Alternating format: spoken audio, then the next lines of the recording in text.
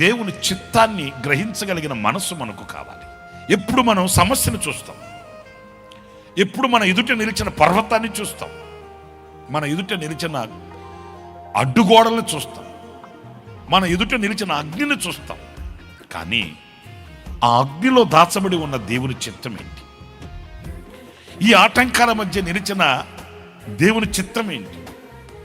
ఈ అవరోధాలలో నిలిచి ఉన్న దేవుని చిత్తం ఏంటి? ఈ గనక వీటిని గనక మనం విశ్లేషించి మనం నేర్చుకోగలిగితే అనేక విషయాలలో మనం పైవారిముగా ఉంటామే కానీ క్రిందవారిముగా ఉండమండి. మనం తలగా ఉంటామే కానీ తోకగా ఉండమండి. ఇచ్చేవానిగా ఉంటామే కానీ తెచ్చుకునేవానిగా ఉండమండి. అంటే మన బ్రతుకు ఎలా ఉంటుంది అనంటే, మనం ఒక పత్రికగా సాక్షిగా నిలిచే ఆ గొప్ప బ్రతుకుని ఆధిక్యతని దేవుడు మనకు అనుగ్రహిస్తాడు.